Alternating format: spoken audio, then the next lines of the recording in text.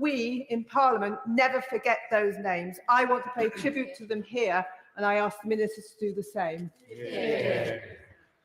Well, in my final answer of the afternoon, Madam Deputy Speaker, let me just warmly endorse what my honourable friend has just said on both counts. Let us remember all those who lost their lives and give thanks to the many relatives and friends who are keeping those names alive and trying to make sure that we learn the lessons from what happened in the past. And let us praise all the volunteers who help people in any way. It was a very difficult and tough time in this country and in others. But those efforts, that reaching out, that showed the best of us, and we shouldn't forget it. I'll now give a few moments for the front benches to swap over.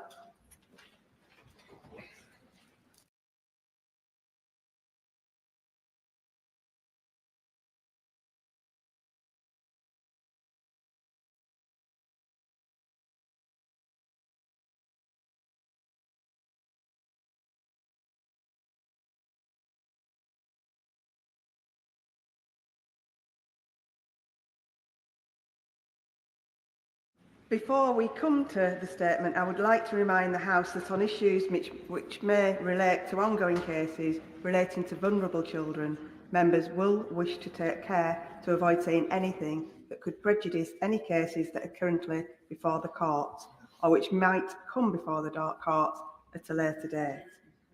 Statement, Home Secretary Yvette Cooper. Thank you, Madam Deputy Speaker.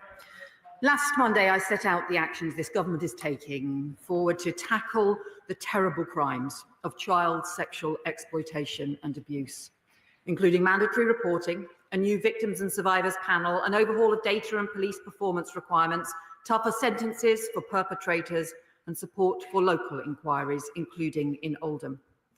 The Safeguarding Minister is this morning meeting with survivors from Oldham, and earlier this week she and I met Professor Alexis Jay, who chaired both the 7-year National Independent Inquiry into child sexual abuse and the first local independent inquiry into grooming gangs in Rotherham. Professor Jay's strongest message to us was that the survivors who bravely testified to terrible crimes committed against them must not be left to feel that their efforts were in vain, because despite all the inquiries, no one listened and nothing was done. So following those discussions, I therefore want to update the House on our next steps, both to take forward inquiry recommendations and to go further in tackling sexual exploitation and grooming on the streets and online to keep children safe. The Independent National Inquiry into Child Sexual Abuse completed its final report in 2022. It took 7 years, heard 7,000 personal testimonies and considered 2 million pages of evidence. They were devastating accounts of brutal rapes, sexual violence, humiliation, trauma, betrayal of vulnerable children by those charged with protecting them, and people in positions of power who shamefully put the reputation of institutions before the protection of children. The inquiry included separate detailed reports on organised child abuse in residential homes and schools, abuse and cover-ups in the Catholic and Anglican churches, and a 2-year inquiry published in February 2022 into child sexual exploitation by organised networks and grooming gangs, which itself examined over 400 recommendations made by previous inquiries and serious case reviews, as well as taking further evidence of its own. And there have been further reports since then, including on Telford and on police performance. But despite all those national inquiries, reports, and hundreds of recommendations, far too little action has been taken, and shamefully little progress has been made. That has to change. So before Easter, the government will lay out a clear timetable for taking forward the 20 recommendations from the final ICSA inquiry report. 4 of those are specifically for the Home Office, and I can confirm we have accepted them in full, including on disclosure and barring, and work on these is already underway. A cross-government ministerial group is considering and working through remaining recommendations, and that group will be supported by our new Victims and Survivors panel. In addition, I can confirm today that the government will implement all the remaining recommendations in the Child Abuse Inquiry's separate standalone report on grooming gangs from February 22, including updating key Department of Education guidance. So let me turn to the areas where we need to go further.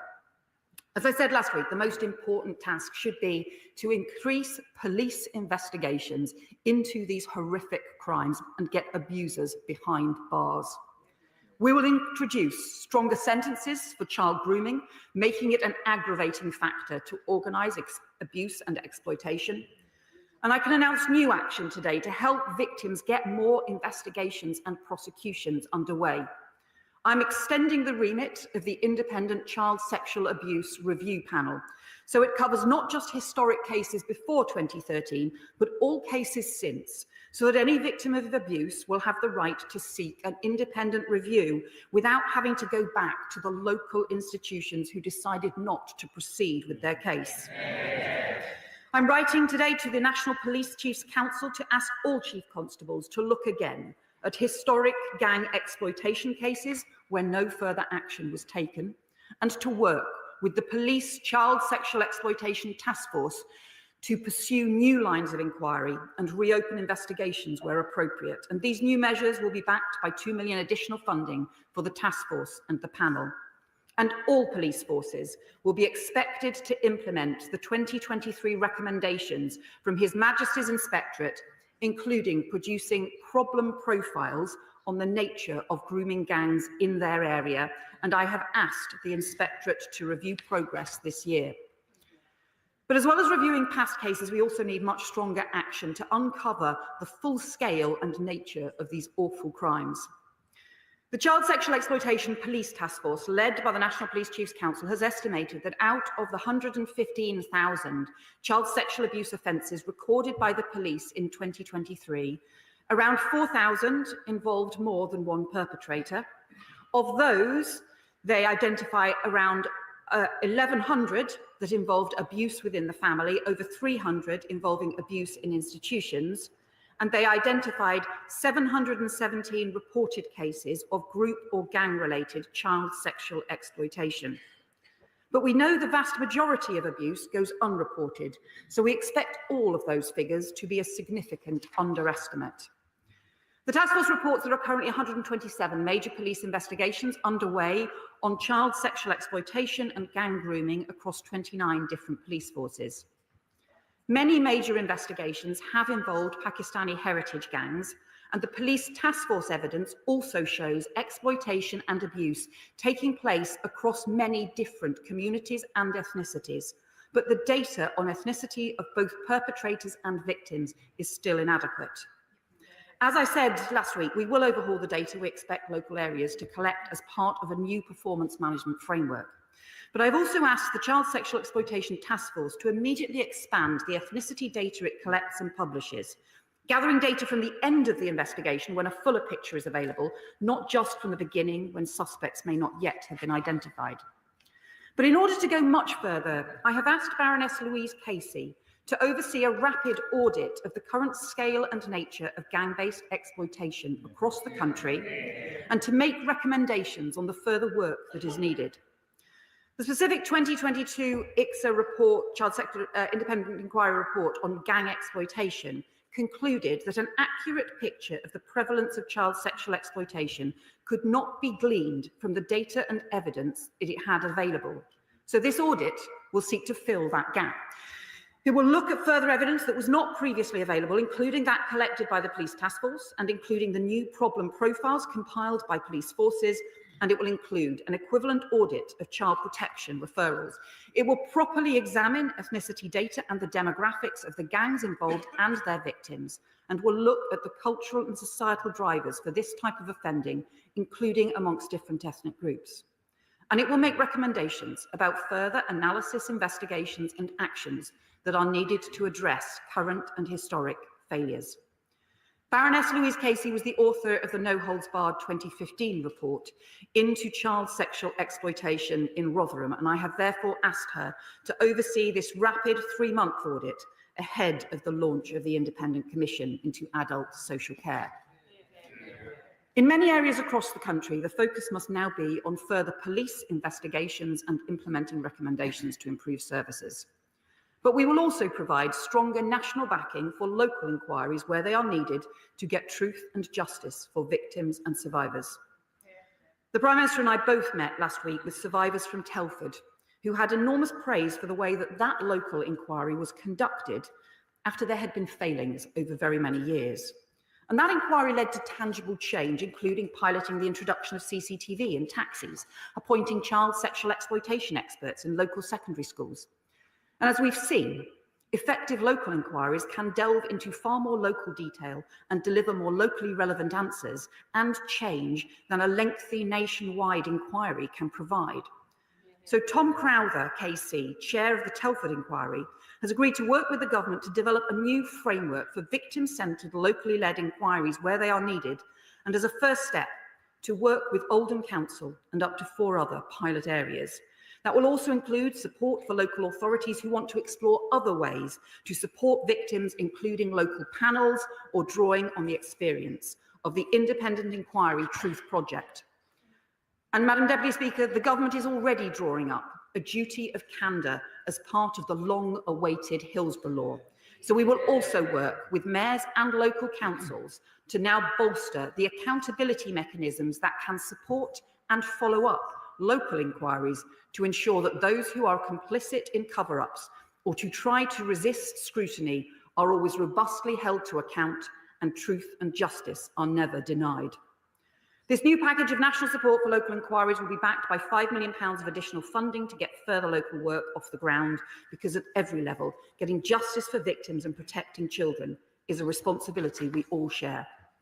And finally, Madam Deputy Speaker, we cannot ignore the way in which child exploitation is changing as offenders exploit new technology to target and groom children, and we should all be deeply worried about the pace and growth of exploitation that begins online. We're therefore bolstering the work of the Home Office-funded undercover online network of police officers to target online offenders and developing cutting-edge AI tools and other new capabilities to infiltrate live streams and chat rooms where children are being groomed.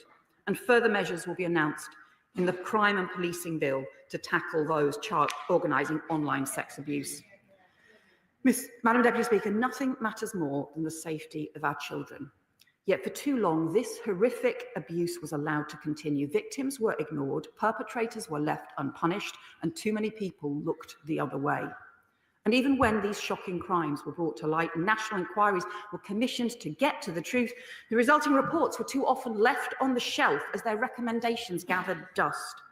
So under this government, that has changed. We are taking action not just on those recommendations, but on the additional work we need to protect victims, put perpetrators behind bars, and to uncover the truth wherever things have gone wrong. This is about the protection of children, the protection of young girls, and the radical and ambitious mission we have set for this government to halve violence against women and girls in a decade. And I hope all ministers will support that mission and support the measures we have outlined today to help achieve it. I commend this statement to the House. I call Shadow Home Secretary Chris Philp. Thank you, Madam Deputy Speaker. Let us start by remembering the victims of this scandal. Thousands of young girls, often in their early teens, were systematically raped by gangs of men, predominantly of Pakistani heritage. Those in positions of authority, the police, local councils, the CPS, ignored them, and in some cases even covered up these horrendous crimes because of absurd concerns about so-called cultural sensitivity. 10 days ago, the Prime Minister compounded this by saying it was a far-right bandwagon to raise these issues and call for a proper inquiry. Let me say this, it is not far-right to stand up for rape victims, and smearing those who raise this issue is exactly what led to the victims. Order, order. The Shadow Home Secretary will be heard. Shadow Home Secretary. Smearing those who raise this is exactly what led to the victims being ignored and the crimes covered up in the first place. So will the Home Secretary apologise on behalf of the Prime Minister for his language last week? Now, Madam Deputy Speaker, it is not true to say that the previous government did nothing following the ICSA report. The last government set up the Grooming Gang Task Force following the ICSA report, which led to 550 arrests of perpetrators in the first year alone, and I'm glad the new government is continuing that work. In April 2023, the data collection on the ethnicity of perpetrators was initiated, but the initial publication of that, I think last November, showed the collection is incomplete. So will the Home Secretary ensure the police follow through on the work initiated in April 2023 and ensure the data is collected more comprehensively? And the mandatory reporting recommendation was introduced as an amendment to the Criminal Justice Bill, which fell due to the early election. And I'm glad the government say they will now pick that up and take it forwards. But, Madam Deputy Speaker, previous reports and reviews did not go far enough. The ICSA report itself was mainly not about these rape gangs. In fact, it barely touched on the issue and only looked at 6 towns. We now believe as many as 50 towns could have been affected, so ICSA barely scratched the surface. Now, the Home Secretary just announced government support for only 5 local inquiries. Let me say this is wholly inadequate when we know up to 50 towns are affected. So I have some serious questions for the Home Secretary. Firstly, how are the other 40 plus towns supposed to get answers to the questions that they have? And these initial 5 towns, how will they be chosen? And secondly, the Home Secretary said nothing in her statement about the powers these local inquiries will have. It seems they will not be statutory inquiries under the 2005 Act. That means these local inquiries will not have the power to compel witnesses to attend or to take evidence under oath or to requisition written evidence. So if that's the case, how can they possibly get to the truth when faced with cover-ups? In fact, it was precisely that problem, the lack of powers, that led the chairs of the Manchester local inquiry to reportedly resign last year, because they weren't given the information they needed by public authorities and they didn't have the powers required to force its release, and so they resigned. These powers are needed, the legal powers, because these crimes were deliberately covered up in some cases. We heard just a week or two ago from the former Labour MP for Rochdale, Simon Danchuk, who said that the then chair of the Parliamentary Labour Party told him not to raise these issues for fear of losing Muslim votes. Truly appalling. Now, not a single person has been convicted for covering up or ignoring these crimes.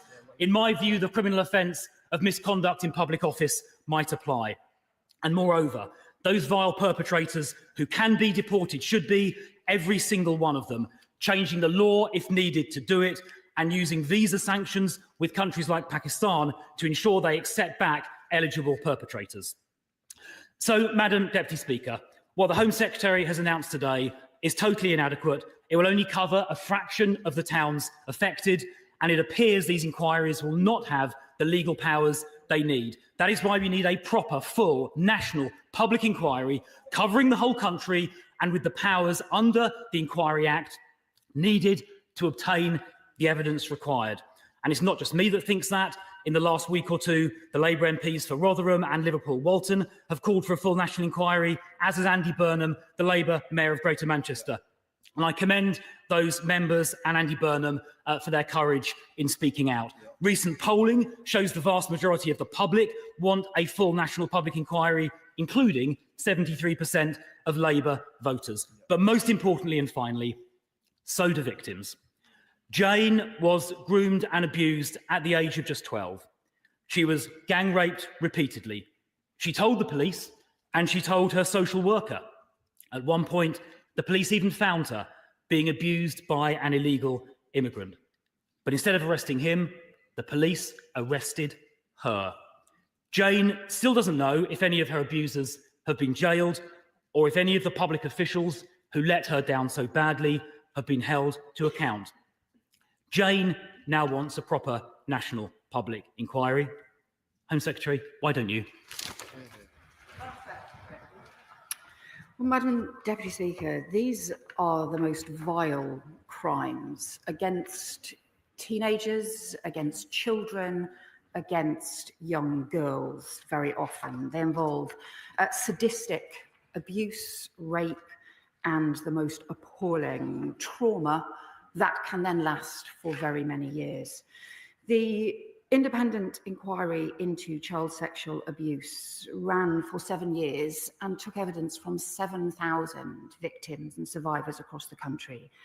And too many of those voices and the bravery that those victims showed has too often just been ignored. And whilst he says he took action, I'm afraid his party had 10 years to introduce a duty to report child abuse, to make it a responsibility on professionals to report, to make it an offence, to cover up child abuse. It was something that I was calling for 10 years ago, the Prime Minister was calling for 12 years ago, and he failed to do it, and we have lost a decade as a result. The independent inquiry into child abuse also ran a 2-year investigation into child sexual exploitation and grooming gangs. And one of the shocking things that it found was less is now known and understood about the prevalence of this appalling crime than prior to 2015. So in that period, from 2015 to 2022, even after we knew about what had happened in Rotherham, and even after Baroness Louise Casey had identified the impact and the failure to address issues about race and ethnicity, again, the previous government went backwards on issues around gathering data and information and the need for proper evidence. And that is why this government has now commissioned Baroness Louise Casey to instigate a rapid review to uncover the prevalence of this appalling crime across the country, with no holds barred in the way that we know that she will conduct this inquiry, to actually fill the gaps in the evidence rather than rerun the same questions without the evidence and the data that we badly need. And I would also point out to him, his party also weakened the disclosure and barring rules in 2012, again, making changes that I and the policing minister opposed at the time, and the independent inquiry has recommended reversing in order to keep children safe. Rightly, but again, his party failed to act. Now, I hope that the action that we have announced should be supported right across the country, including the duty to report child abuse, proper penalties to cover it up, stronger sentences for grooming gangs, new rights for victims to get an independent review on reopening their case, new action to reopen historic police investigations, new standard for the police to meet, a new victims and survivors panel, a new audit of the scale and nature of child sexual exploitation and grooming gangs led by someone who uncovered a lot of the problems in Rotherham, including their failure to confront Pakistani heritage gangs, new ethnicity data to be gathered and published, which he failed to do, new national support for local inquiries, including the Telford model, victims panels, and new work on accountability linked to the Hillsborough law to hold failures to account, because we will strengthen the law to do so, and a proper timetable for taking forward the independent inquiry, because this has to be about action and about protecting children and keeping them safe. Sarah Champion. Thank you, Madam Deputy Speaker. I think I heard the Home Secretary adopting my 5-point plan. So I thank her for that, and I thank everybody across the House who's been campaigning on this issue. But if I could ask for some clarity, did the Home Secretary say that she was going to be adopting all 20 of the ICSA reports, or just those in the grooming gang strand? Do local authorities, as well as the police forces, have to do a review onto their cases of CSE? She cites Telford, which was victim focused, which was why it was so important, because we must have those victims and survivors' voices. But what they said they lacked, what Greater Manchester said they lacked, was the ability to compel witnesses. And a big strand of what we need to do is make sure there have been no cover-ups, and it's only if it's on a statutory footing that we can do that. I would also say, with respect, that I think Telford cost 8 million, and I think the Home Secretary said she was providing 5 for the whole thing across the country. And why do we need another one in Telford when we know this is happening nationally? Can she assure us there will be transparency of the findings of all of these inquiries, reviews, audits, And is it possible that this could be UK-wide? Because I don't believe this is only happening in England and in Wales. It needs to be across the whole of the UK. I thank my honourable friend for her question, and to go through in turn we will set out before Easter the timetable for taking forward the work around all of the recommendations from the main independent inquiry into child sexual abuse.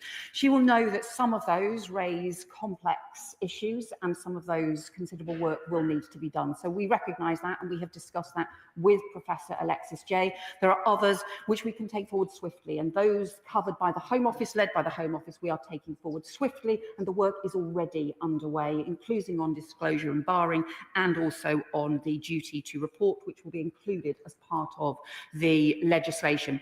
On the local inquiries, the Telford, we are not redoing the Telford inquiry. She is right that in Telford they conducted an extensive inquiry that involved victims, crucially involved victims and survivors throughout, from the very beginning, designing the inquiry in the first place, and it has led to very substantial change and continues to have further follow-up work on it. So that is the effective model. We do need the local councils and police and crime commissioners and mayors and the government to work together on these, but we are providing the additional £5 million to help draw up. Tom Crowther will work specifically with the first 5 local authorities that want to do this in order to make this effective, to draw up so that we have a model that can then be used in other areas as well.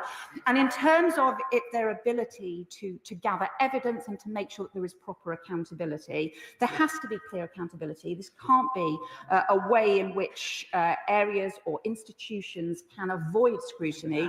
Obviously, the work in Telford and in Rotherham, in the original work that Baroness Casey did manage to uncover truth in different areas, but there also need to be other new arrangements on accountability. And that is what we are working with the Cabinet Office and also with mayors and councils to draw up what new accountability arrangements would be to ensure that there is proper either follow-up or as part of those initial inquiries that you have that proper accountability framework in place. And we will link that to the duty of candour as part of the Hillsborough Law, because unlike the previous government, who frankly have never taken seriously issues around candour and responsibility and accountability for frankly the 14 years they were in power when they refused to bring in a Hillsborough Law, we will bring in the Hillsborough Law because we are clear there needs to be proper accountability for failure to tackle this abuse.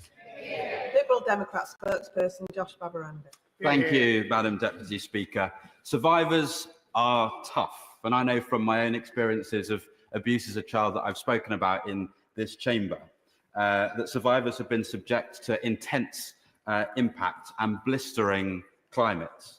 But like a blade in a blacksmith's forgery, each strike has strengthened many survivors' character, mettle, and spirit, even though they are experiences that should never be undergone in the first place.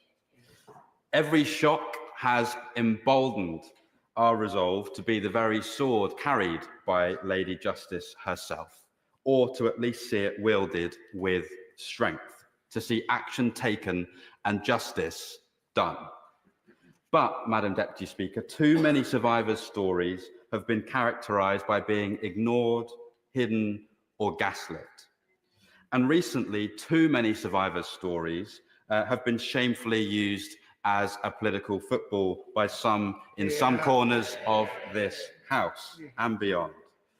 And survivors' experiences are littered with gut-wrenching instances of where power holders have missed glaring opportunities to take action against child sexual abuse and exploitation. And history must stop repeating itself.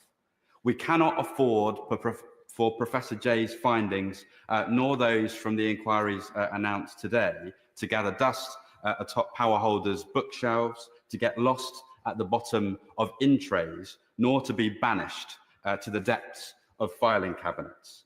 And so, in line with the courage that it's taken for so many survivors to speak out on this issue, we Liberal Democrats, and I know many others, implore those in positions of power at all levels to step up too. That means those weaponising this issue for party political gain must stop now. Yeah. That means Professor Jay's 20 recommendations must be implemented from now. And that means the work getting these local inquiries set up must start from now. But survivors need assurance that beyond the areas that have been announced today, that they will be able to get justice in their cases as well. So will the Home Secretary share what the plan will be for areas beyond that she's announced today, and what legal powers will these inquiries have to ensure that they have teeth and justice can be delivered? We must all dignify survivors' experiences with action. We must honour all survivors' stories with reform. Lady Justice demands it, and so does the tempered sword that she wields. Hear, hear. And I welcome the points the honourable member has made on this extremely serious issue. And he was right that actually for many victims and survivors, what they need is a proper police investigation to go after the perpetrators, to prosecute them, to hold them to account, to get justice and to get those perpetrators behind bars. And that will help protect other young people as well. So I think one of the most important changes we're making is making it easier to get those investigations reopened where for the wrong reasons they have been closed down and actually justice still needs to be done. Giving victims the stronger right to review, to be able to go to an independent panel with their case and to have it independently reviewed so it can be reopened, and also asking police forces across the country to now review the closed cases and to look at pursuing new lines of inquiry with the task force support and to making sure that they can do so. For in terms of the areas that Tom Crowther, who did the Telford inquiry, will work with 5 areas on the kinds of inquiry that they may want to take forward involving victims and survivors, because I think that is crucial, is involving victims and survivors in the design. But what we know is from one of the Telford survivors who has said, because she gave evidence to both the national inquiry and to the local inquiry, and she found that local inquiry was far more effective at getting the changes in that area and also easier for her to be able to give evidence to as well. So that's why we need areas to be able to learn from what Telford did effectively, but also to be backed up by a stronger arrangement for accountability, a stronger mechanisms to be able to hold local organisations to account if they are not complying, but we do also expect local organisations to comply and to be part of finding truth and justice for survivors. Debbie Abrahams. Thank you so much, Madam Deputy Speaker. And I welcome my right honourable friend's statement and the measures she's included in that, and thank her for her promptness in doing that. I'd also like to thank her team, especially the Minister for Safeguarding, for listening to and providing support to constituents who've gone through such horrific abuse. Can I ask my right honourable friend how she will ensure that not only the individuals who were responsible for this awful abuse are caught and convicted, but also those who fail to protect and to support these vulnerable young people, because it's not just young women that have been affected and older, it's also young men, and how they will be held to account. Thank you. Margaret Friend is right to raise these important points. I know this is an issue she has worked on for many years. One of the things that we need to do is we actually need to strengthen the law on this. We need to have a much stronger legal framework in order to be able to make sure that there is proper accountability, not just the holding to account and properly punishing perpetrators of appalling abuse, but also holding to account institutions and individuals who fail to take the action that is needed to protect our children. And that means the duty to report, making it an offence to cover up child abuse, and also a duty of candour to be able to comply and to provide the information, to provide the transparency in these cases, and also looking at the other local mechanisms that we need in place in areas like hers and across the country to be able to make sure that there is proper accountability when things go really badly wrong. Chair of the Select Committee, Karen Bradley. Thank you very much, Madam Deputy Speaker. I welcome the statement and my committee will look carefully at it. Professor Alexis Jay is in front of us on Tuesday next week and I'm sure we will come back with further points. But just 2 points today. The first is around duty to report. In many cases, reports were made, but the victims were simply not listened to and not believed. So what can she do to make sure that that changes? And I am not clear from her answers so far. Will the local inquiries have the statutory powers to compel witnesses, yes or no? So the first point, she is right that reports were often not listened to and not followed up. And in some areas what that means is that although recommendations were made, there was never any follow-up. There was never the proper implementation of standards to be able to do so. So, for example, in policing, we have never had a proper police management, a performance management framework in order to be able to make sure that standards are actually being met and that there is proper follow-up as well. And we need that stronger performance management framework in place. In the Telford inquiry, they were able to make progress and they were able to get to the truth using an existing local inquiry framework, and that was able to be extremely effective. In other areas, we have needed to have other action, including, for example, action by inspectorates to follow up. So there are different approaches we can take. We believe that the current system is not strong enough, and that is why we have set out work underway involving the Cabinet Office and involving local mayors and local councils in order to make sure that we can strengthen the accountability arrangements to be able to both follow up and support local inquiries where they are relevant, but also to be able to use existing powers that are in place as well. Yasmin Qureshi. Thank you, Madam Deputy Speaker. As a barrister and a former Crown prosecutor for 14 years who dealt with sexual abuse and rape cases, can I tell this House that sexual abuse and assault occur throughout the United Kingdom, are not specific to any gender, race or religion. We have to just look at the Palico case in France. But there is one group of victims who are often not spoken about, that is young boys and young men. The level of sexual abuse that relates to them is completely underreported. I think it's a cultural thing, you know, boys must man up or they can't be shown to their feelings. Can I ask the Home Secretary, therefore, that when she's looking at these things, can the people who are going to look into this inquiry look at the fact that the abuse of young boys in particular?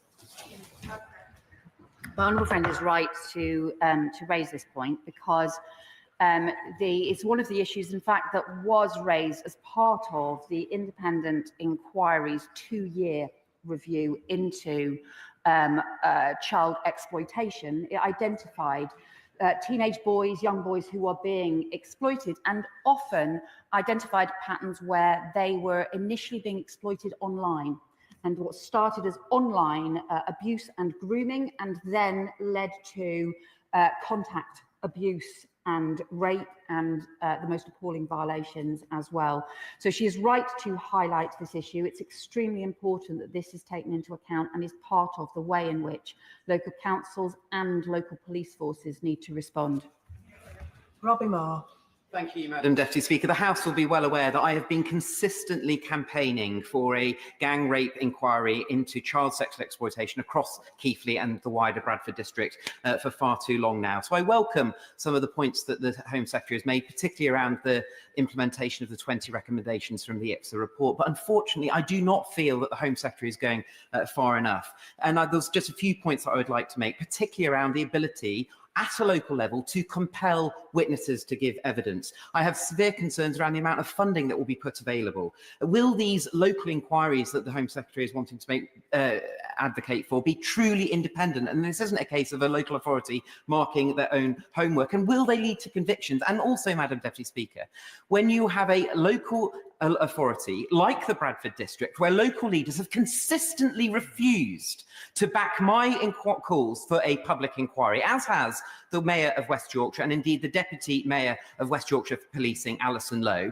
how on earth are we meant to get across this barrier where local leaders are refusing to have a inquiry on this issue without the government stepping in and giving that statutory authority that we are demanding on this side of the House?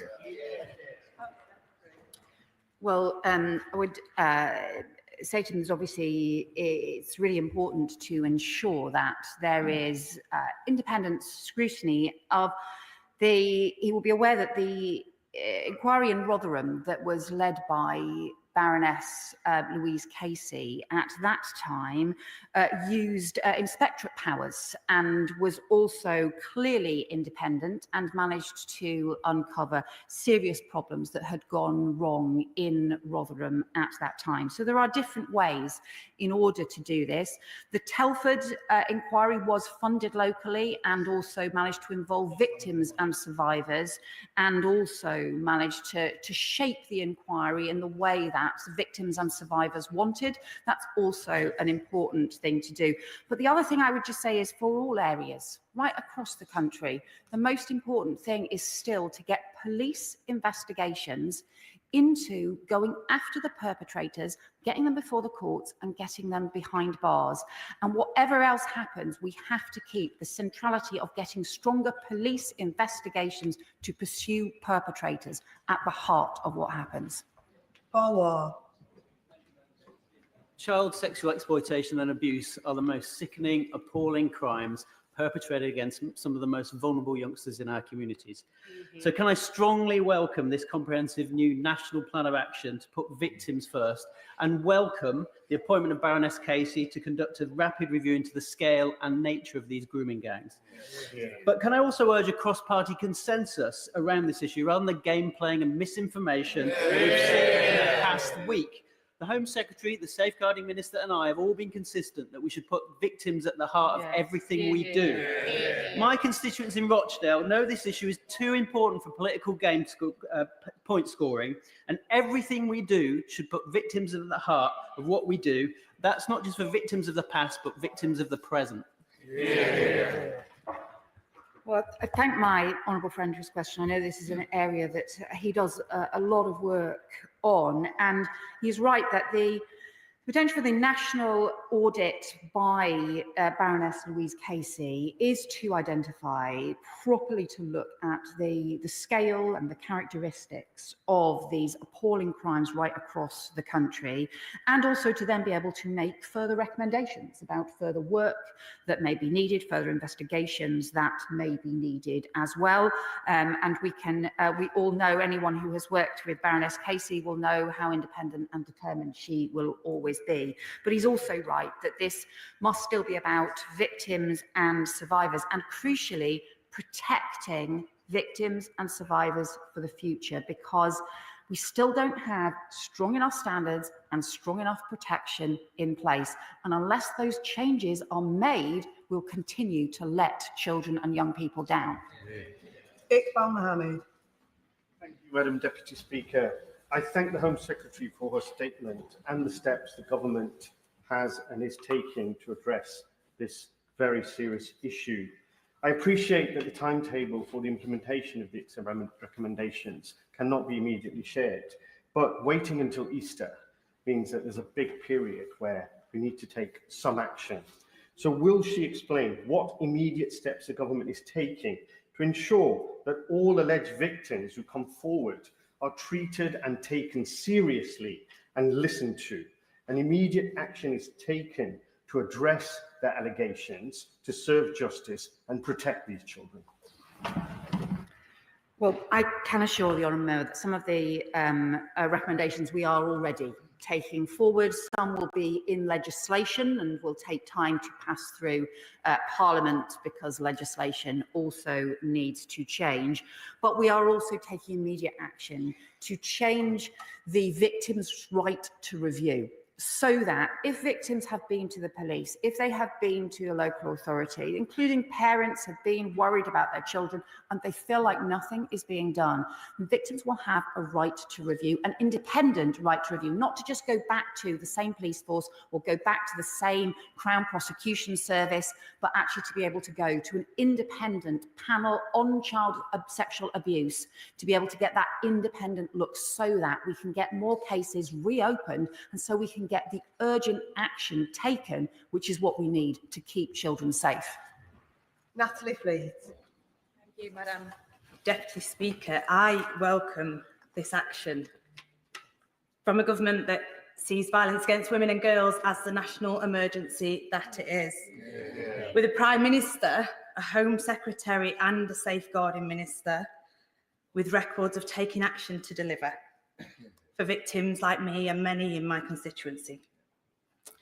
So giving birth as the result of grooming is a story that far too many of us share. And there are so many reasons why children and the women that they grow into don't speak out. And I want to share one particular story today.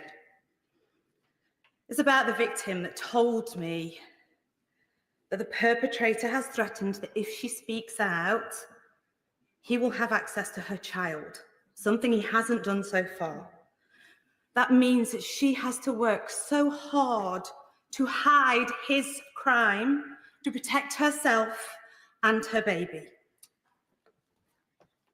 Will the Home Secretary meet with me and other victims to talk about how we discuss changing the law to protect children born of rape? Thank you. Yeah.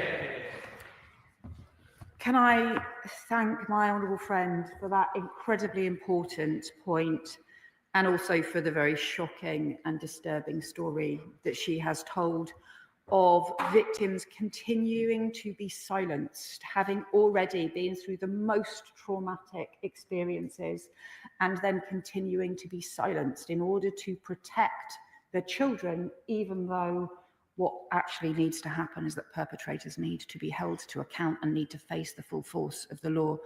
And she is right that we need to ensure that family courts cannot be used by abusers and rapists to persecute victims. I will happily meet her, and I know the Safeguarding Minister will too, and this is an issue that is also being taken forward by the Ministry of Justice. Sir Bernard Jenkins.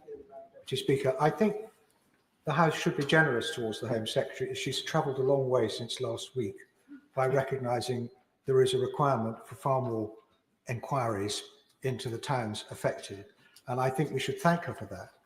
But there is still one thing crucial that is lacking from her presentation, her statement today, is whether these new inquiries will have the power to summon witnesses and require the production of papers.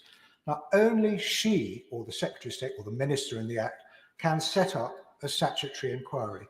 In fact, the Minister specifying inquiry can set the terms of reference, can decide whether it should concentrate on certain towns, can set the time frame, can set the budget, can appoint as many people as she wants to the panel so that different parts of the inquiry could run in different parts of the current country concurrently. But is she really ruling out that any of these inquiries should be statutory inquiries? Because victims will only have the real freedom to speak out in either this place, this Parliament, as we have just very movingly heard, or in a statutory inquiry where they will be immune, legally immune from the consequences of anything that they say in an inquiry. Why can't she provide the victims with those protections? So the strongest protection for victims continues to be through police investigations, and the police, of course, have the full powers to pursue investigations wheresoever they may be found. There have been a series of local inquiries held in different ways, including the inspector investigation into Rotherham, where Baroness Louise Casey was the lead inspector and then did have powers to be able to get to the truth there, and also the Telford inquiry, which did not have those powers but still still managed to uncover serious problems and also make serious recommendations. There are different ways in which to do this. We have made clear that we want to strengthen the accountability, powers and ability to make sure that there are answers given to local areas, and to do that alongside the work that we already have underway as part of the Hillsborough Law and as part of the duty of candour that we need to implement across the board. Toby Perkins. Thank you very much, Madam Deputy Speaker. I thank the Home Secretary for the really important steps that she's announced today. Nothing must come in the way of victims getting justice or being listened to, or for us learning all that we can about how we protect the victims of the future. So can my right honourable friend tell us, in terms of the approach that she is taking today, if there are lessons that come out of these individual local inquiries that are repeated across the country that enable us to be better able to protect victims in the future? How are we going to coordinate getting those? And in terms of the question that she's just been asked, can she just explain why she believes that the sort of statutory footing isn't the right way to go, and the localised way that she's suggesting will actually ensure we get to the truth? Well, he's right that we need to make sure that there is a proper follow-up where there are recommendations. So there have been over 500 different recommendations, particularly actually predominantly around child sexual exploitation, with many more around child sexual abuse much more widely. There currently isn't a proper process to be able to follow them up. It's one of the reasons why the independent inquiry talked about strengthening child protection arrangements, for example, through Child Protection Authority, and having stronger arrangements in that way. It's one of the other reasons why we have said we need a new performance framework for policing in order to be able to have proper follow-up. We obviously have had already a statutory 7-year inquiry into child sexual abuse, and also a statutory 2-year investigation into child sexual exploitation and grooming gangs. Those reports have came out with really important recommendations, but one of the things that they identified was that, particularly on the issues around the gangs, there simply wasn't enough evidence or data to be able to do further work and further investigations, and that is why the next step has to be to have the national audit, the rapid audit that we have asked Baroness Casey to undertake in order to be able to get a much more extensive assessment of the prevalence and also scale of the nature of child sexual exploitation across the country. Sir Roger Gale. Thank you, Madam Deputy Speaker. The right honourable lady will know that I wouldn't for one moment question her integrity, and I certainly don't question her intent. But I am perplexed by the methodology. Dame Baroness Louise Casey, I think I'm right in saying, has 1 or 2 other things on her plate at the moment. But if she is able to deliver this audit in 3 months, then that can only be a good thing. But in her statement, she said that Tom Crowther has agreed to work with the government to develop a new framework for victim-centred, locally led inquiries where they are needed, and then to set up effectively 5 pilot schemes. That in itself is going to take time, and it's kicking the can down the road. Now, we all know, Madam Deputy Speaker, that the select committees of this House can take evidence, generate a report, and publish that report in short order. It doesn't have to take 7 years. No, it can take probably less than 7 months. And I cannot for the life of me understand why, having heard everything that the right honourable lady has said, she is so resistant to, 1, a broad-based national inquiry rather than a very narrow 5-town inquiry, and 2, why she is so resistant to the statutory measures that will allow that inquiry to compel witnesses and evidence. Yeah, correct. Okay.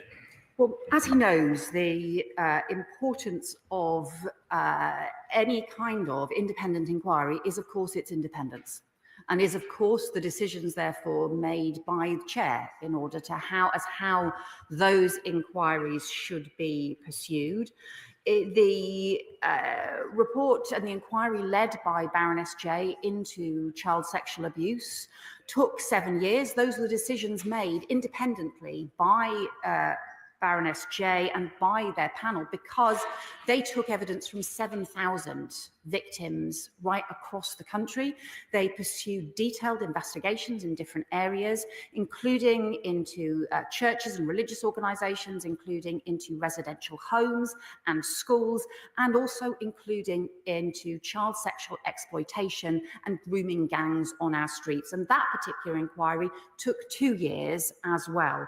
So what we want to be able to do is to do the rapid audit that fills the gaps that were left by the independent inquiry, for example, on the scale and the characteristics of child exploitation, child sexual exploitation across the country. That is the right thing to do in terms of the work that Baroness Casey will do.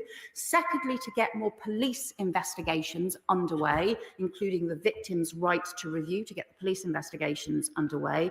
And thirdly, for Tom Crowther to be able to work with other areas where they have had local failings and problems and need to be able to pursue the kinds of local inquiry that Telford was able successfully to do in order to get to the heart of local failures and make sure that there is accountability as well. Right. Thank you, Madam Deputy Speaker. I remain shocked that only 2 MPs stepped up, attended and participated in the Alexis J 5-year inquiry into child sex abuse. My right honourable friend, Member of Parliament for Rotherham, and Lord Mann when he was the Bassetlaw MP. As the new MP for Bassetlaw, it is my duty, my responsibility to carry on with this fight for justice. Wherever grooming gangs have been operating, whether they're in the white gangs, Pakistani origin gangs, church gangs, or behind the closed doors of private homes, the bright light of an inquiry, wherever they are needed, will expose who they are, where the cover-ups are, and who is responsible. Every single perpetrator should be hunted down and jailed. I have no time for the grandstanders or the people who turn a blind eye, and this is the biggest challenge of our Parliament. And I find it stunning that the Shadow Justice Secretary isn't in his place for this critical statement. Inquiries run in areas where the gangs are operating will give the sick and evil perpetrators no place to hide. National oversight from government is essential, ensuring swift legal action and the mapping of gangs, their links, their coordination, when and where they're ferrying girls from across the county lines is essential. And does the Home Secretary agree with me that we need to end this tyranny of child abuse and put words into action? Well, I agree with my honourable friend, and these are terrible crimes which have been ignored for too long. There are currently 127 major police operations underway on child sexual exploitation and gang grooming across 29 different police forces. But one of the things that the independent inquiry identified was that this is something, child sexual exploitation happens across all police force areas, happens across all communities, and all areas should ensure that they have the proper systems in place to make sure that they're actually following up what is happening to missing children, what is happening to the kids that stay out overnight and who are vulnerable or who go missing from residential care homes, because too often that is still not happening, and too often we still get reports, even though those are basic things that all police forces should be doing and all local authorities should be doing. And that is why we've strengthened the powers for victims to get a review. That is why we are requiring police forces to now look back at those historic cases, because we know that there are cases that are not being reported. We know that there are cases that are not being investigated. And that is where the fastest action needs to be, to go after those perpetrators who are still on our streets and who are still getting away with it and will continue to do so unless police forces and local councils work together to put perpetrators behind bars. Tessa Munns. Thank you, Madam Deputy Speaker. May I refer the House to my register of interests, and particularly to the fact that I'm a director of Whistleblowers UK, a not-for-profit organisation. I'm the last remaining MP of the 7 members of the House of Commons who originally called on Theresa May for an independent inquiry into child sexual abuse. My experiences are on the record also. So I particularly welcome the acceptance of Professor Alexis Jay's recommendations and Baroness Louise Casey's rapid review into child sexual exploitation. Can I, though, draw the Home Secretary's attention to my concern about police investigations? Now, she's referred to the National Police Council and to reopening cases, but I am concerned about people marking their own homework, and we know that there is an institutional resistance to being found lacking and to deep scrutiny. One of the primary whistleblowers with whom I was involved has waited years for the truth to out, and she's been threatened with being sued by senior police officers, and it would appear that complaints can only be made about junior officers who are called and investigate, and that there is no ability to complain about senior officers. And I am aware, I'd ask her to please look at the IPCC and the IOPC reports, whether they have been published or not, particularly where they have not been published, and where they've investigated threats, where there have been threats, as I understand it, from the police of suing members of those organisations about the findings that they have made. I think it's incredibly serious that we have organisations like the Independent Police Commission Home and Secretary. the Office for Home Police. Secretary. Order. Home Secretary. I'm happy to follow up with her about the very serious issues she raised. And she's right to say this cannot be about institutions just marking their own homework. And that's one of the reasons why we have made now the right to review an independent one. For child sexual abuse cases where victims feel that they have been let down by police force, by the Crown Prosecution Service, that they should be able to take that right to review, not back to the same police force, but to be able to go to an independent child sexual abuse panel in order to get a right to review, in order to see whether they can get their cases reopened and properly investigators and perpetrators pursued.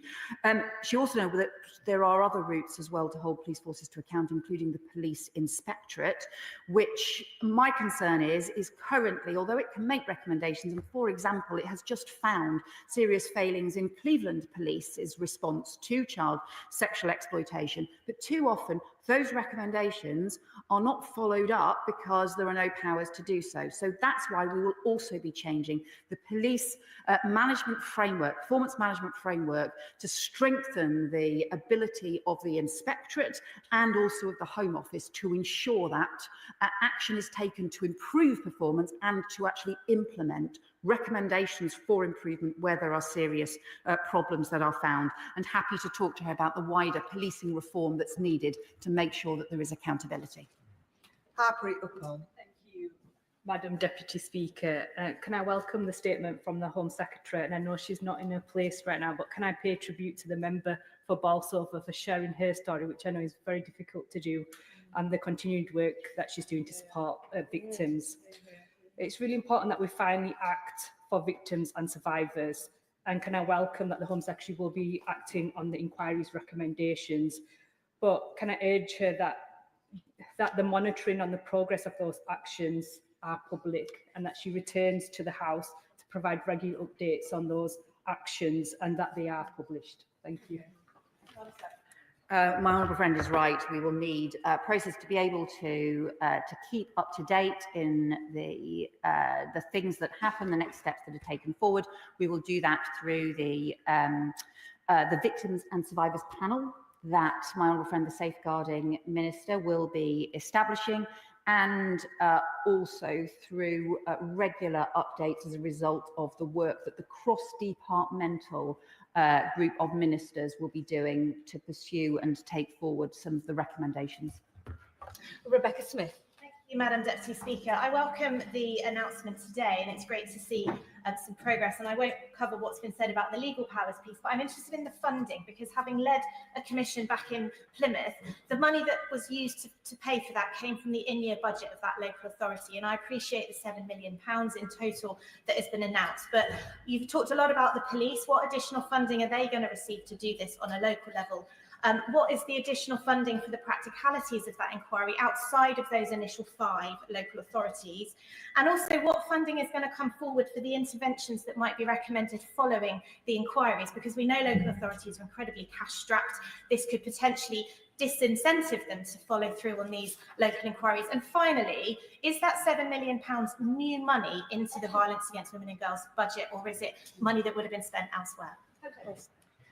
So the funding to support the various measures that we're taking forward, we identified up to £10 million for additional investment to be able to support further action. But I can't just stress enough that this has to be part of the mainstream work that agencies do, that police forces do, that local councils do as well, because tackling child sexual exploitation and abuse cannot just be an add-on. It can't be something that is only done if there is a particular announcement from the government. It's actually got to be done as part of their core responsibilities. The funding for police forces, the funding for local councils, and it's why we also want the work around violence against women and girls, that the mission that we have set to halve violence against women and girls, again, to be the central mission right across agencies and right across the government as well. I appreciate this is a very sensitive subject, but if the questions are long and the answers just as long, we're going to get very few people in. Chris Murray, show us how it's done. Deputy Speaker. In her report, Alexis J notes that 1 in 20 boys and 1 in 6 girls in the United Kingdom is estimated to be a victim of sexual abuse. And we have had scandal after scandal in care homes and councils, in schools and in churches of grooming for decades. So can I welcome the appointment of Baroness Casey for her rapid review into grooming? I welcome that it is rapid, because these victims deserve justice. And it is unbelievable to my mind that grooming is not an aggravating factor in the sentencing of child sexual offenders. Will the Home Secretary commit to restate her commitment to ensuring that it is an aggravating factor, that this will be done quickly and it will be done by force, so child sexual offenders are properly punished by the law? Well, my honourable friend is right. The inquiry identified 500,000 children being victims of abuse, sexual abuse, every year.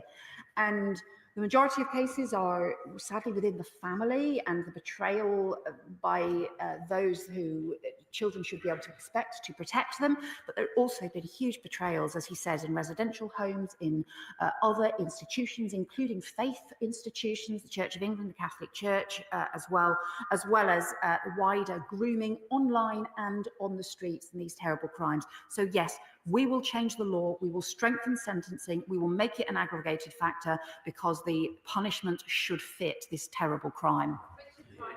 Thank you, Madam Deputy Speaker. There's much to welcome in the Home Secretary's statement this afternoon, but she's resisted 6 invitations from honourable members to confirm that these government-supported local inquiries will have statutory powers. Instead, the Right Honourable Lady is relying on the duty of candour, responsibility and accountability. So let me try a different way.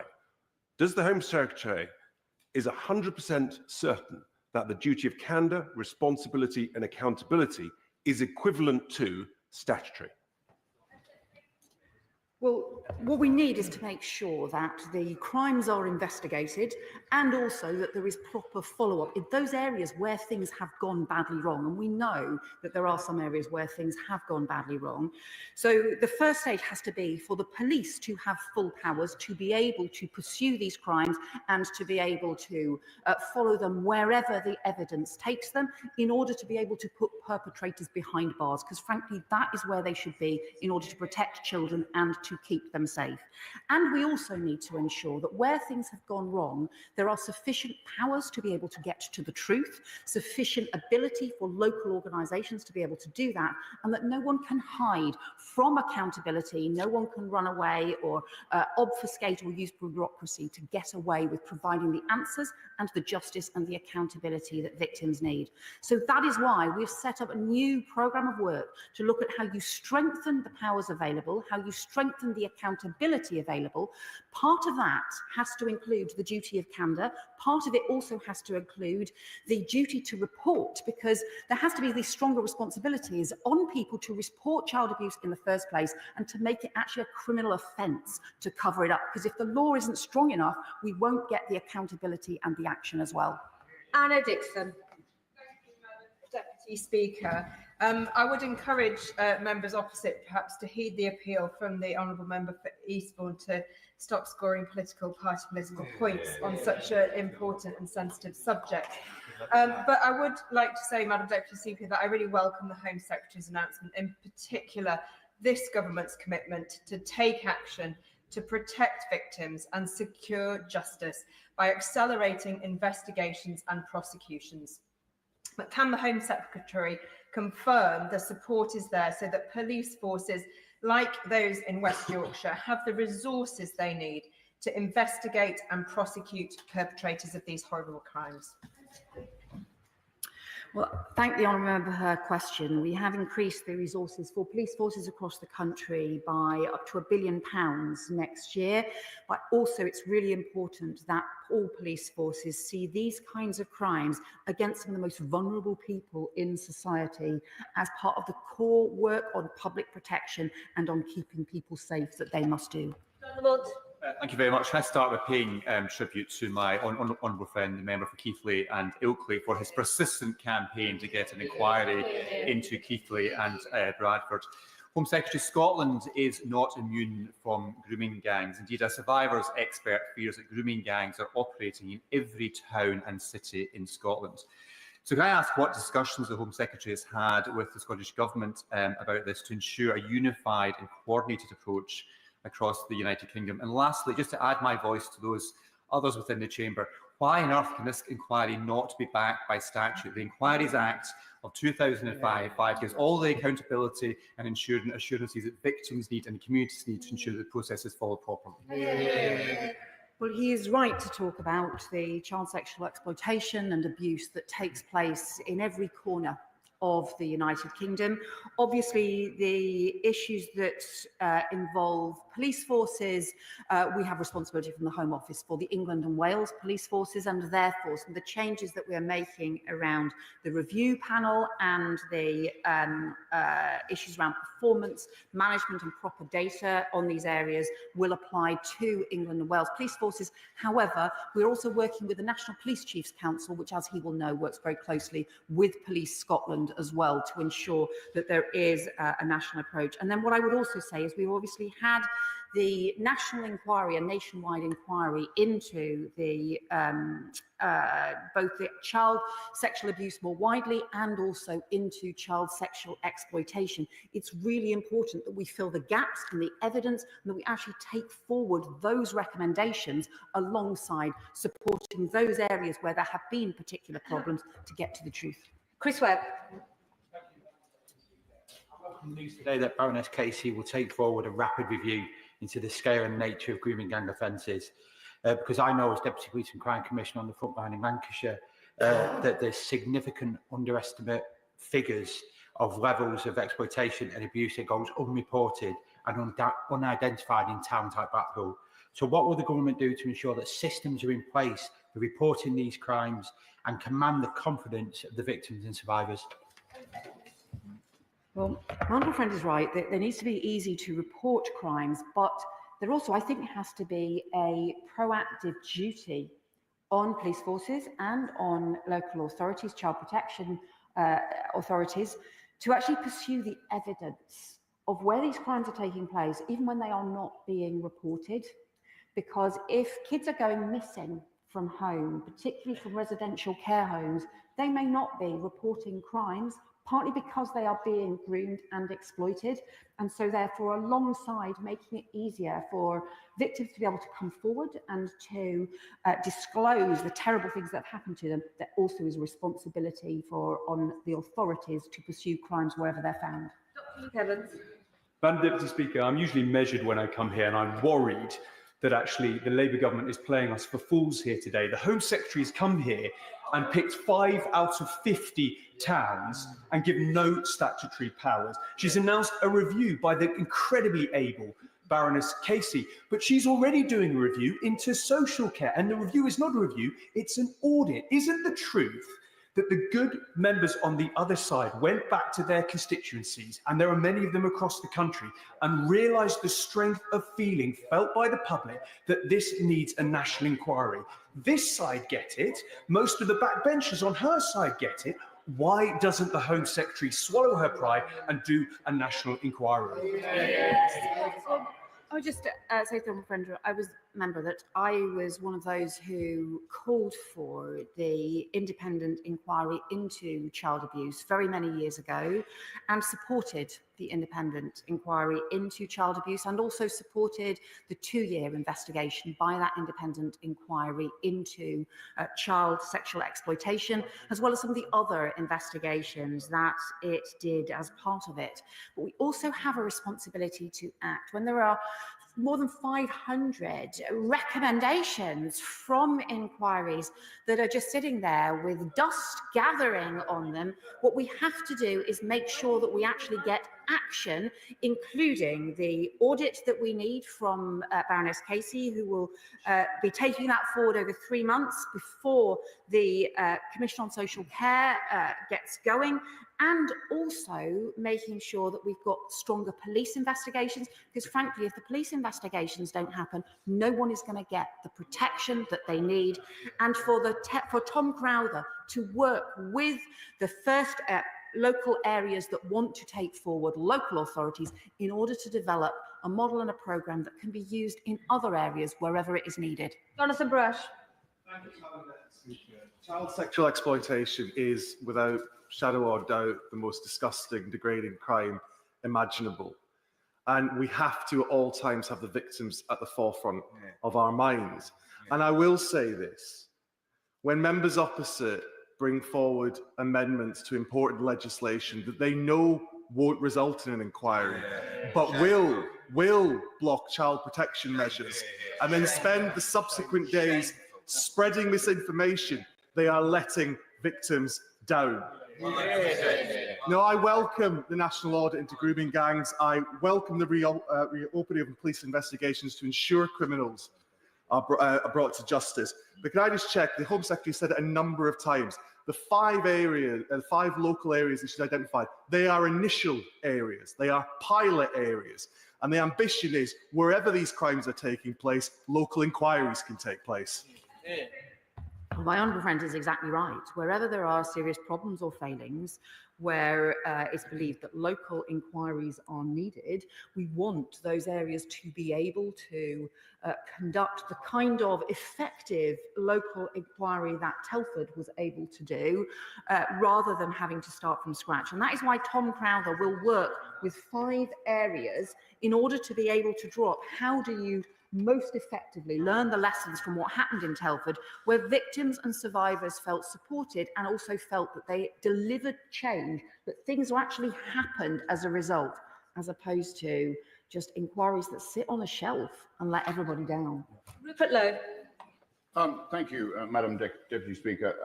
As well as withheld court transcripts, I've been pushing the Ministry of Justice for data on the following. How many Pakistani or other foreign rapists have been deported, are still in prison, did not serve a custodial sentence, are back in the same community as their victims, had previous convictions, have reoffended, full nationality breakdown of those involved in the gangs? The response: the requested information is not centrally identified in the data systems relevant to these questions. Now, if this was a state inquiry into the private sector, they would be accused of negligence. Now, my view on this, Madam Deputy Speaker, is that we firstly need a full national inquiry. This is a rotting stain on our country, and it needs to be exercised in full. It cannot continue to be kicked into the long grass. The British public want transparency, and they want to know the reason why this has taken so long to be dealt with. Well, I would say to the honourable member that we do believe that better data needs to be collected, more comprehensive data. That's why I've said the overall data on child sexual abuse needs to be overhauled, including I'm making immediate changes to the gathering of data on ethnicity on both perpetrators and victims, because the system that we inherited from the previous government simply isn't strong enough, but we will need further changes as well. And on the issue around the foreign national offenders, where people have committed where foreign citizens have committed sexual offences in this country, they have no right to stay in this country, and we have to increase returns. And that is why, rightly, this government has increased returns of foreign national offenders by over 20% since the election. From the announcements the Home Secretary has made today, disclosing abuse is a very difficult thing to do. Many victims speak out, but too often their words are not heard, or they're not taken seriously, or they fall between multiple agencies. So will the Secretary of State investigate how we can assist victims to disclose in the first place, and also ensure agencies act on those disclosures? Thank you. My honourable friend is right to make this important point. One of the things we want to do by establishing a victims and survivors panel to work with the safeguarding minister, with other ministers on the taking forward of recommendations around sexual abuse, is in order to make sure that we are recognising those experiences actually about exactly how difficult it can be to come forward, and how people need to have the confidence that if they do come forward to do something incredibly difficult, that they will be listened to, that they will be taken seriously, and that investigations will follow. Adnan Hussain. Thank you, Madam Deputy Speaker. I welcome and thank the Minister for her in-depth explanation of what the government is and will be doing to ensure the safety of our children in the face of the most heinous of crimes. Since the vote on the amendment to the Children's Wellbeing Bill last week and the subsequent attention the vote attracted in the media, many of my constituents have written to me, upset, angry, and in fear over the grooming scandal. All the correspondence received demand the need for a public inquiry into the scandal to determine the failures, historic and present, on the part of the institutions involved, which led to these heinous crimes against vulnerable children to go on for so long, so wide, without being stopped, and without the victims of the historic crimes being safeguarded and protected sufficiently. Madam Deputy Speaker, I finish with asking the Minister to confirm whether northern towns, like my own constituency in Blackburn, crimes of this specific nature of grooming gangs are still continuing to haunt our streets and vulnerable children, and whether further public inquiries are needed, whether further reports are needed to find out why this has gone on for such a long time. We need to provide Madam Deputy Speaker, as I conclude, we need to provide my constituents and everybody across the country solace. Madam Deputy Speaker, the independent inquiry into child sexual abuse and the two-year inquiry into child sexual exploitation concluded that child sexual exploitation is happening right across the country, that action is needed right across the country, and there are currently, the task force reports, 127 major police operations underway on child sexual exploitation and gang grooming across 29 different police forces. And that is why it's so important that recommendations from those inquiries are implemented, that we actually get action to protect children, to protect young people who too often are let down when inquiry recommendations are ignored. I need you to work with me to get the final 10 members in, otherwise there'll be a lot of disappointment. And if you haven't been in here bobbing the whole time, there's no point trying to catch my eye now. Luke Murphy. Oh, forgive me. George, David Burton-Sampson. Thank you, Madam Deputy Speaker, and I welcome the statement from the Home Secretary, a statement full of action. And I'm pleased that last week I supported the Children's Wellbeing and Schools Bill, to start implementing much needed safeguarding measures, unlike some of those opposite who attempted to wreck the bill, spread misinformation, which led to abuse online towards many members. And it's on that point, Madam Deputy Speaker, I asked the Home Secretary whether she is aware and shares my concern about the most rapidly evolving form of child sexual abuse taking place online, including artificial intelligence facilitated child sexual abuse material. Can the Home Secretary outline what plans the government has to tackle and strengthen the law in this area? My honourable friend is exactly right, as well as the measures in the Child Wellbeing Bill, including on proper identification of children to strengthen child protection, which is crucial. We also need much stronger measures to tackle online abuse and exploitation. I feel really worried about the pace at which this is escalating, that it involves both online grooming and abuse and indecent images, but also the impact of drawing young people into contact abuse as well. We will bring forward new laws in this area.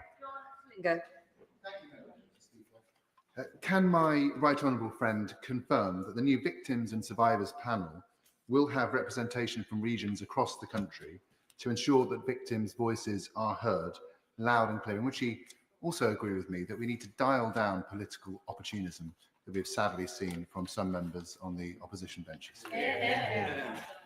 Yes, the Victims and Survivors panel will include people from all across the country.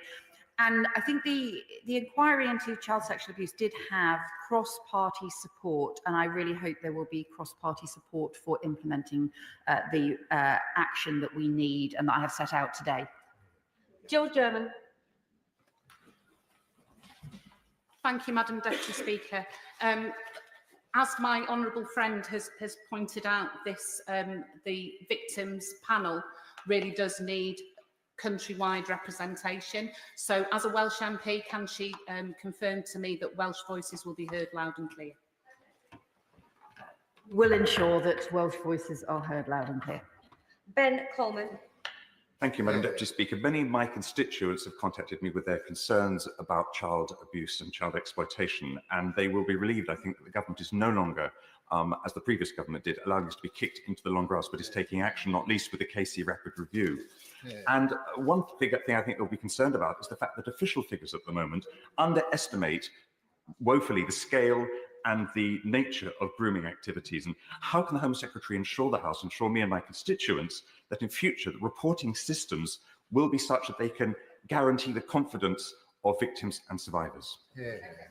My honourable friend is right, and some of this is about giving victims and survivors the confidence to come forward and report abuse. Some of it is getting agencies and organisations to take seriously the risk factors so that they identify potential crimes and pursue them as well. And some of it is making sure that we have much stronger data requirements on police forces, on local authorities, so that we're collecting information and data. This was the first recommendation of the independent inquiry. We are taking it forward. It has been not taken forward for far too long. Sean Woodcock. Thank you very much, Madam Deputy Speaker. I'm grateful to the Secretary of State for her statement. There are victims and survivors in many communities, including my own of Banbury, and I welcome the steps that she has announced. I also want to commend the contribution to debate by my honourable friend, the member for Bolsover, and the honourable member for Eastbourne. Because I would ask the Home Secretary if she agrees with me that the voices that matter when we discuss how we tackle these issues are not those of billionaires, politicians, or talk show hosts seeking to weaponise the pain and suffering of the victims and survivors, but it is those victims and survivors themselves who we should be listening to above all. Yeah. My honourable friend is right. We need to make sure victims and survivors are at the heart of this. 7,000 victims and survivors did give evidence to the independent inquiry. That is a really hard thing to do. So we owe it to them to make sure that there is action as a result of the testimony they gave, rather than just leaving inquiries to sit on the shelf. Peter Swallow. Madam Deputy Speaker, a number of constituents have contacted me on this serious issue, and I've made it clear I'd welcome any further inquiry that was able to command the support of experts and victims and build on the recommendations of the J report rather than choosing to ignore them or delay action. Will my right honourable friend confirm that's exactly what she set before the House this afternoon? And does she believe, as I do, that on this basis these measures should command support from across the House? Well, I do hope, Madam Deputy Speaker, that these measures do command cross-party support, because ultimately we need the stronger action from policing, from local authorities. We need cross-government action and action across communities to do the things that we've been told need to change for more than 10 years, and yet for too long they simply haven't. And that's why we urgently need this action to keep children safe. Thank you, Madam Deputy Speaker. Can I welcome the statement today from the Home Secretary on the action she will take to implement the Professor Alexis Jay recommendations. There are another set of recommendations by Professor Jay on which my constituent has been campaigning, and those are the recommendations on safeguarding the Church of England. Professor Jay called for an independent process for safeguarding oversight and operations within the Church. The Synod is discussing this next month, but will the Home Secretary agree with me that measures must be brought forward before this House to be approved by this House without delay? My honourable friend is right to point out that there were obviously many further inquiries as part of the overarching national inquiry into child abuse, including on church and faith organisations as well. Some of the recommendations were for those organisations to take forward. They do need to ensure that they do, and that they are responding, and that they have strong enough child protection arrangements in place. But we will be monitoring and looking at the recommendations from all of those reports as well. Rushworth. Thank you. Can I thank the Home Secretary for her answers today that have already clarified a number of the questions that I would have wanted to raise with her. I'm also grateful for the victim-centred approach that she's taken. One of the challenges, I think, though, is that when a child is being groomed for sexual exploitation, that person doesn't always know that they're a victim at the time until they're an adult living haunted by the past. And so I wonder what more can be done to help children to recognise themselves what is happening in their lives. I welcome the really important point my honourable friend has made, and we see this as part of the wider work we're doing around tackling violence against women and girls, is actually to ensure that children, that young people have the confidence to be able to recognise abuse, to be able to recognise exploitation, and it is something that I know the Education Secretary takes immensely seriously and is looking at how to take forward. Final question, Ayub Khan. Thank you, Madam Deputy Speaker. Child sex exploitation is a vile crime that violates the trust, safety and dignity of children. Perpetrators of such despicable crimes, individuals or groups, no matter what race, religion or creed, must face the full force of law. Can I commend the Home Secretary with her statement today and the steps that are set out in her statement, especially victims' right to review, because there are so many victims that feel that the authorities have neglected their position. Can the Home Secretary please give a timetable in relation to the duty of candour, even an estimate, because the Home Secretary, I'm sure, will know justice delayed is justice denied. Well, I can tell the House that the work is underway at the moment on the drawing up of the Hillsborough Law. It was part of the King's speech to be taken forward as a priority in this Parliament, and that work is being done across the Cabinet Office and across the with the Ministry of Justice support as well. But it is part of the wider work we are looking at, and how to make sure there can be proper accountability where there are things that fail, where people are let down, alongside both the duty of candour and also the duty to report. Well done, everyone that kept their questions short. We most definitely got everybody in. Thank you to the Home Secretary. I'll give the front benches a few moments to swap over.